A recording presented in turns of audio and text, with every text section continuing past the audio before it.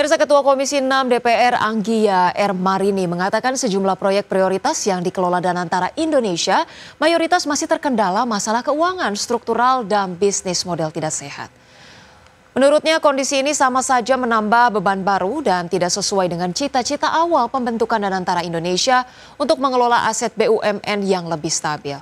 Anggia mewanti-wanti potensi tumpang tindihnya kewenangan yang bisa mengganggu konsistensi arah strategi BUMN karena kehadiran Danantara tersebut, seperti alur komando dan pengelolaan dividen yang belum jelas skema dan mekanismenya.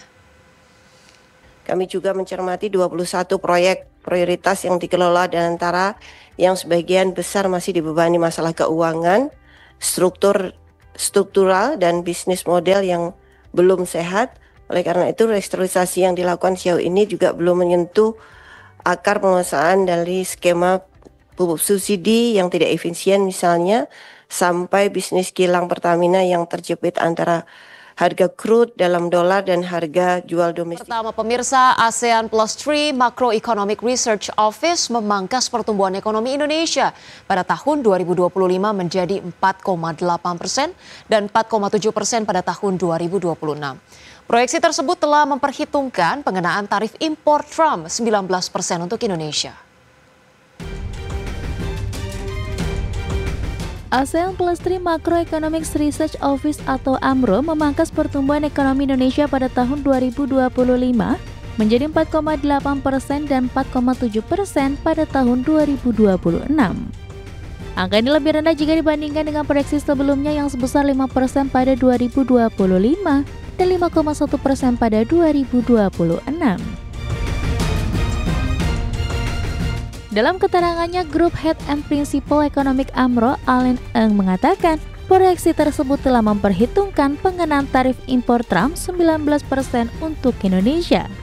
Pemangkasan proyeksi pertumbuhan ekonomi tersebut juga mencerminkan dampak dari pengenaan tarif impor Amerika, terutama terhadap sisi permintaan domestik yang sedikit melemah. Our latest outlook numbers here has actually incorporated the 19% tariff on Indonesia. So that's our baseline assumption on tariff on Indonesia. I think just to add is that while 19% does look relatively low, and our growth projection reflects that impact on a weaker domestic demand.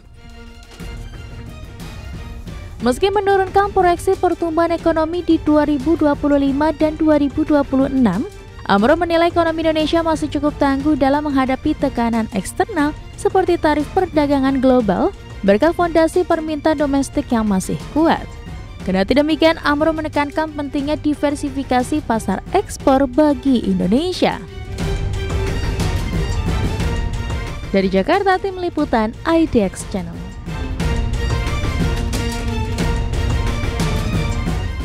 Ya, pemirsa, sementara itu pemerintah optimistis pertumbuhan ekonomi Indonesia akan mencapai 5% pada akhir 2025. Menko Bidang Perekonomian Erlangga Hartarto menyebut keyakinan ini didorong oleh kesepakatan penurunan tarif impor Amerika Serikat dari 32% menjadi 19%. Kepercayaan diri pemerintah ini juga didukung penyelesaian IEU-SEPA setelah hampir 10 tahun negosiasi. Menanggapi kekhawatiran lonjakan impor imbas dari penurunan tarif impor Amerika Serikat, Erlangga menekankan tidak ada akan peningkatan signifikan. Pemerintah hanya mengalihkan sumber impor komoditas seperti gandum dan kedelai dari Australia dan Ukraina tanpa mengganggu program swasembada pangan. Pemerintah juga telah mengambil manuver untuk memperluas pasar ekspor ke sejumlah kawasan seperti Afrika, Amerika Latin hingga Timur Tengah.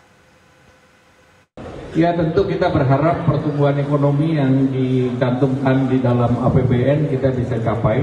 Tadi kita juga tadi rapatkan khusus sebelum rapat ini dengan kementerian terkait bagaimana kita bisa menggenjot pertumbuhan ekonomi dengan pertama tentu IEU-SEPA sudah ditandatangani, maka ini kesempatan tahun depan karena hampir seluruh produk kita ekspor ke Eropa biaya masuknya nol.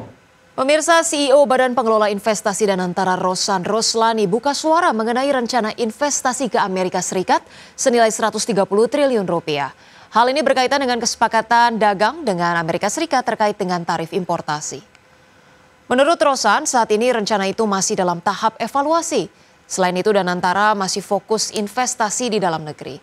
Roshan mengungkapkan investasi Danantara melihat berbagai peluang di semua negara, tak hanya Amerika Serikat. Adapun investasi itu harus memenuhi beberapa syarat, yakni transfer teknologi, penciptaan lapangan pekerjaan, hingga imbal hasil sesuai dengan benchmark.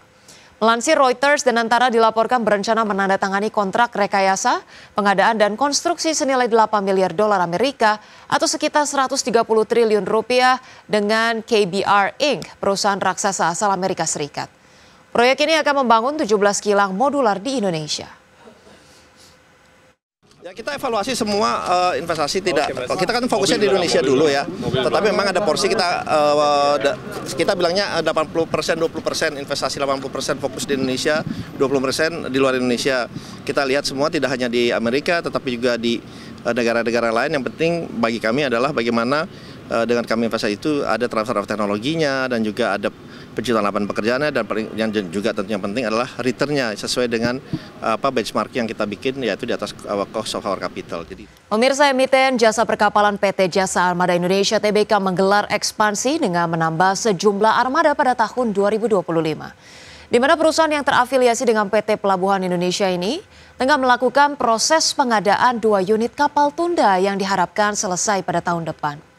Direktur Utama PT Jasa Armada Indonesia (TBK) Shanti Puruhita mengungkapkan bahwa dalam pengadaan 2 unit kapal tunda tersebut, perseroan berkolaborasi dengan anak perusahaan Pelindo lain dengan menyiapkan belanja modal atau capital expenditure sebesar 148,8 miliar rupiah yang dianggarkan secara multi-years.